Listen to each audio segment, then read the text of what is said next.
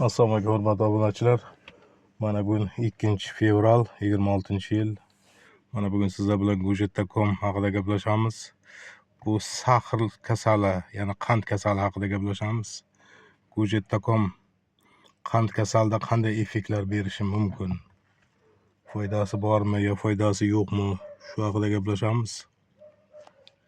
Mana Gojet.comga keladigan bo'lsak, bu sahrda iste'mol qilganda qondagi qand miqdorini kamaytirib, insulin ishlab chiqarishni yaxshilaydi degan. Bir me'yorda iste'mol qilib yursa, bir me'yori endi ertalab ovqatdan oldin 15 gram, obedga ovqatdan oldin 15 gram, shundan ziyod iste'mol qilmaslik kerak. O'shanda effekti yaxshi bo'ladi. Agarda me'yordan ko'p iste'mol qiladigan bo'lsa, nojo'ya ta'sirlari ham bor deganda. Nojo'ya ta'sirlari qanday? Ishni surib yoradi. Mana davlina ko'tarilishi mumkin degan. Haddan tashqari ko'p iste'mol qiladigan bo'lsa. Keyin yurak tez urib qolishi mumkin deyilgan. Endi ta'mi yaxshida odam yegan sayin yegisi kelaveradi. Shuning uchun birinchi 15 gramni adilni ajratib olish kerakdan, qolganini olib qo'yib keyin yeyish kerak. U birdan ko'p joydan olib yeyaversa, ko'p yeganini ham bilmay qoladi odam, qancha yeganini ham. Odam yegan sayin yegisi kelaveradi. Ta'miga keladigan bo'lsak, ta'mi achchiq ham emas, sho'r ham emas. Juda shirin ham emas, qanday bir aromatli ta'mi bor. Odam yegan sayin yegisi kelaveradi. O'sha uchun ham me'yordan ziyod iste'mol qilinmasdi degan. Shu me'yoriga e'tiborli bo'lish kerak. Bu Gojet.com mevalarimiz o'zi kompleksli terapiya deyilganda, buni iste'mol qilib yuradigan bo'lsangiz, sahrga deb iste'mol qiladigan bo'lsangiz, bu qonni ham yaxshi suyultiradi, qon aylanishini ham yaxshilaydi. Keyin modda almashinuvini ham yaxshilaydi. Keyin ichaklarni yaxshi tozalaydi. Ana shu tomondan juda bir yaxshi narsa. Nafaqat sahrga, deyarli barcha kasalliklarga to'g'ri kelyapti. Hozirda mana suyak yemilishlariga ham yaxshi effekt beryapti. Keyin mana tanadagi oq dog'larni ham o'shalar bilan davolayapmiz. Mana sahrlarni davoladim, tuzatdim deb ko'rsatib bo'lmaydi-da videoda. O'sha uchun bizlar hozir men o'zim tanladim, oq dog'larni ko'rsataman deb. Oq dog'larni ham vaqti bilan video chiqarib qo'yib turibman. İşte bu oq dog'larni oldingi holati, hozirgi holati ko'rsatsa ishonchli chiqadi-da. O'sha uchun bemalol iste'mol qilib yuraveringizlar. Deyarli har qanday kasallikda ham iste'mol qilsa bo'ladi. Даже sog'lom odam ham kuniga bir marta iste'mol qilsa bo'ladi deyilganda.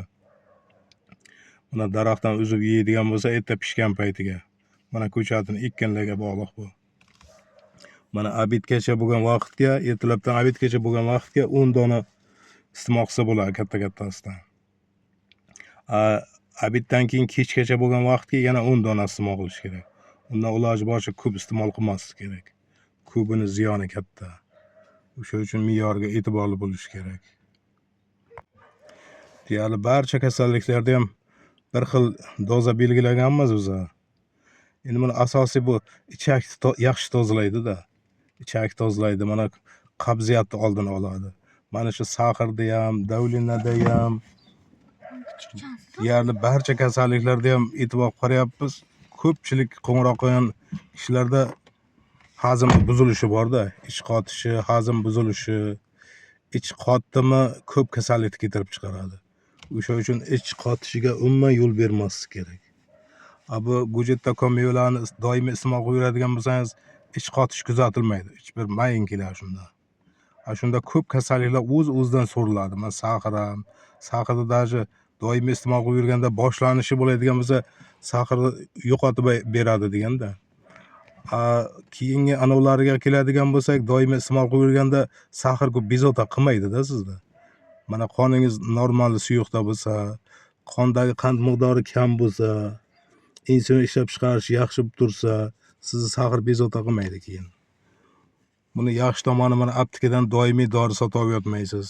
Doimiy yozigini e'tibor qilib mevasini quritib olib qo'yasiz.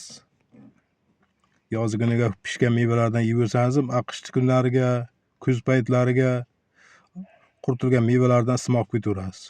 Buni ularsa barglarini ham novut qilmasdan olib qo'yish kerak. Bargini choy qilib damlab ichib ketaverasiz. Masalan, bir quruq choy solib doimiy damlanagan choy ustiga shu quruq choydan sal ozroq miqdorda qurigan barigidan bo'lsa qo'shib damlayverasiz. Doimiy ichib yuraversangiz ham bo'laveradi. Ziyon tomoni yo'q uni. Bu nafaqat sahar uchun, mana jigar siyrazlarda ham yaxshi effekt beryapti. Keyin ayrimlarda bir modda almashinuvi yaxshi bo'lmagani tufayli bir ayrim kasalliklarga chalinib qolgan. O'sha modda almashinuvini ham yaxshilaydi. O'sha uchun deyarli barcha kasalliklarga to'g'ri keladiganmiz-da.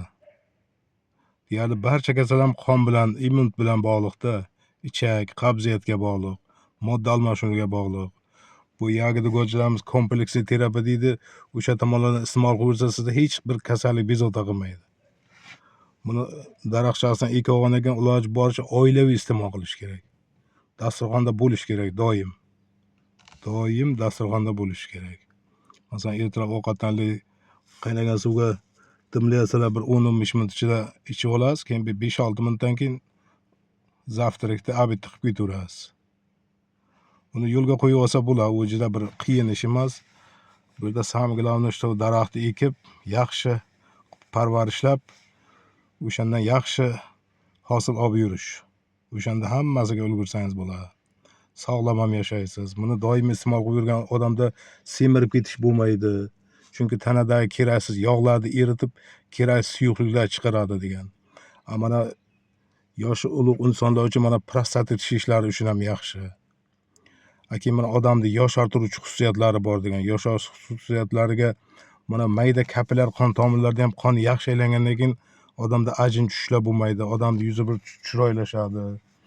Mana ichaklar toza bo'lib, immunitet yaxshi bo'lsa, qabziyat bo'lmasa, jigar yaxshi ishlasa, qon normada, suyuqlikda bo'lgandan keyin odam yosharadi ham, umri ham uzoq bo'ladi.